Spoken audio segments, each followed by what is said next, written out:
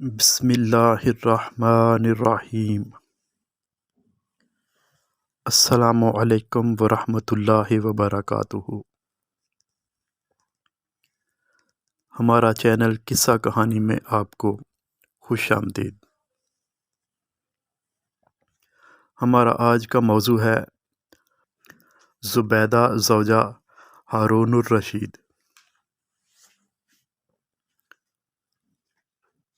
نام تو ان کا امت العزیز تھا، مگر دادا جان زبیدہ کہہ کر بلاتے، سو اسی نام سے انہیں جانا گیا۔ عربی زبان کے اس لفظ کا مفہوم منتخب بھی ہے اور مکھن کا پیڑا بھی۔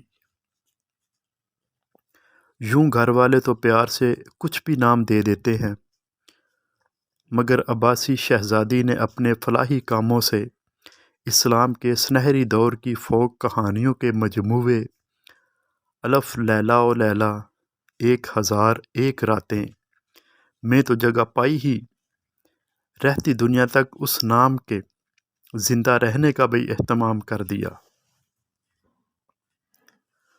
زبیدہ خاتون خوش شکل، ذہین، نرم گو، رحم دل، مخیر اور انتہائی خوش پوش تھیں۔ چچا زاد ہارون الرشید سے شادی ہوئی، جو 4 سال بعد 5ویں عباسی خلیفہ بنے اور سن 786 سے 809 تک حکمران رہے۔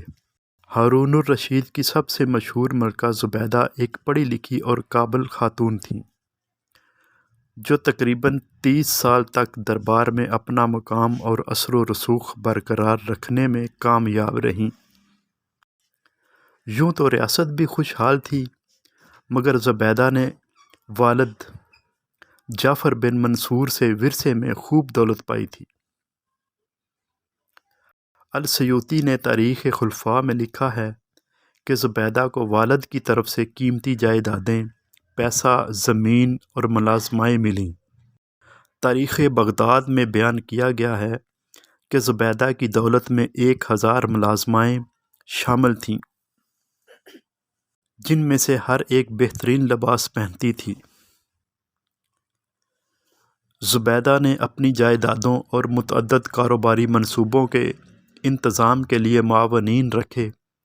ان کے اپنے محل کا انتظام بھی عالیشان طریقے سے کیا جاتا، کھانا سونے اور چاندی کی پلیٹوں میں پیش کیا جاتا تھا۔ انہوں نے جواہرات سے سلے ہوئے جوتے کا فیشن بھی متعارف کرایا۔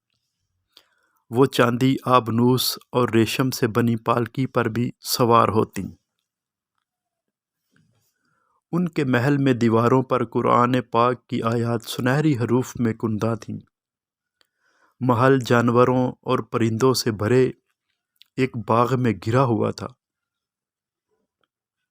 خلیفہ ہارون الرشید کی بیوی زبیدہ نے ایک خواب میں دیکھا جو بظاہر اچھا نہ تھا، جبکہ زبیدہ بڑی عابدہ، زاہدہ، نیک اور اللہ والی خاتون تھیں۔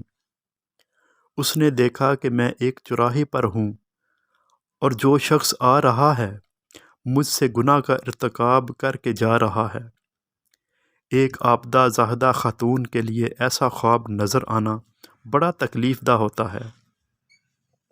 چنانچہ جوں ہی اس نے یہ خواب دیکھا تو سخت پریشان ہوئی اور اپنی خادمہ کو کہا کہ تم میرا نام لیے بغیر اس خواب کو اپنی طرف سے منسوب کر کے وقت کے مایہ ناز معتبر علامہ ابن سیرین رحمۃ اللہ علیہ سے اس کی تعبیر پوچھو۔ زبیدہ نے اپنا نام بتانے سے اس لیے منع کیا کہ نامعلوم اس قسم کے خواب کی کیا تعبیر ہو جو رسوائی کا سبب بن جائے۔ خادمہ حکم کے مطابق علامہ ابن سیرین کے پاس پہنچی اور عرض کیا کہ حضرت، میں نے اس قسم کا خواب دیکھا ہے، اس کی کیا تعبیر ہے؟ علامہ ابن سیرین نے جب خواب سنا تو فوراً فرمایا، یہ تمہارا خواب نہیں ہو سکتا۔ ایسا خواب ہر کس و ناکس نہیں دیکھ سکتا۔ یہ تو کسی خوش نصیب شخص کا خواب ہے۔ پہلے سچ سچ بتا کہ کس کا خواب ہے، پھر تعبیر بتاؤں گا۔ خادمہ نے کہا کہ حضرت جس کا یہ خواب ہے اس نے نام بتانے سے منع کیا ہے۔ علامہ ابن سیرین رحمۃ اللہ علیہ نے فرمایا کہ پہلے اس سے اجازت لو ورنہ میں خواب کی تعبیر نہیں بتاؤں گا۔ خادمہ زبیدہ کے پاس واپس آئی اور پوری بات نقل کی کہ ابن سیرین رحمۃ اللہ علیہ فرماتے ہیں کہ پہلے جس کا خواب ہے اس کا نام بتا، پھر تعبیر بتاؤں گا۔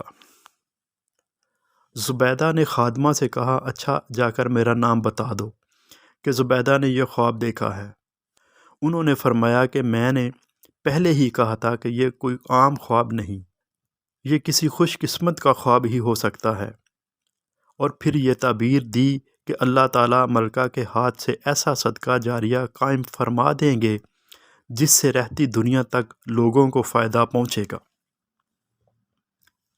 خادمہ نے زبیدہ کو جا کر جب خواب کی تعبیر بتائی تو زبیدہ نے فوراً اللہ کا شکر ادا کیا کہ بظاہر خواب تو بڑا عجیب تھا لیکن تعبیر بہت اچھی پائی۔ پھر چند سالوں کے بعد ہارون الرشید نے جب حج پر جانے کا ارادہ کیا تو ملکہ زبیدہ بھی ساتھ تھیں۔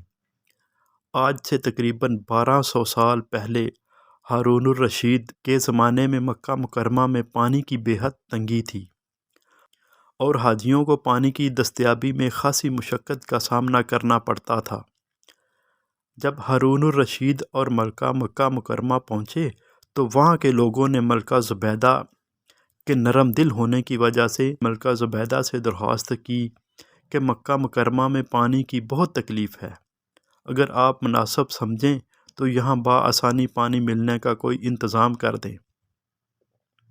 ملکہ زبیدہ یہ بات سمجھ گئی کہ یہ بہت اہم جگہ ہے جہاں دوسرے ملکوں سے بھی لوگ آتے رہتے ہیں، ان کو پانی کی قلت کا سامنا ہے، لہٰذا ان کی یہ تکلیف کسی بھی طرح دور ہونی چاہیے۔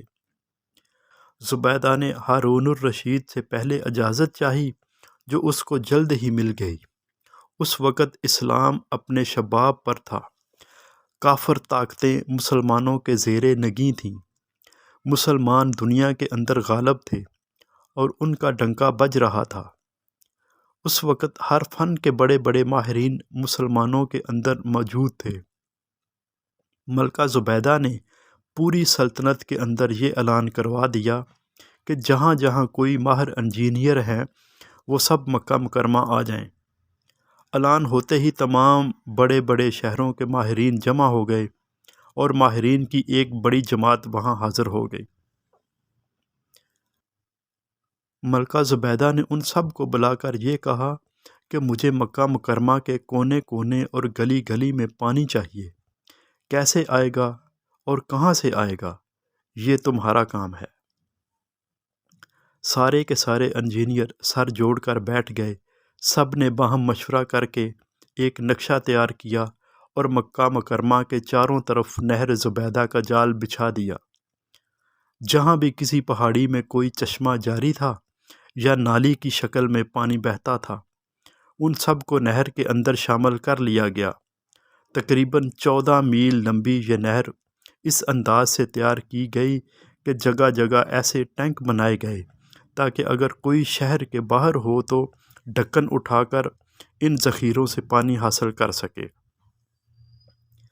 جب نہر زبیدہ تیار ہو گئی تو وہ انجینئر جو اس پورے منصوبے کا ذمہ دار تھا اس نے حساب و کتاب کی فائل تیار کر کے بغداد حاضری دی اور ملکہ زبیدہ کے محل میں پہنچا۔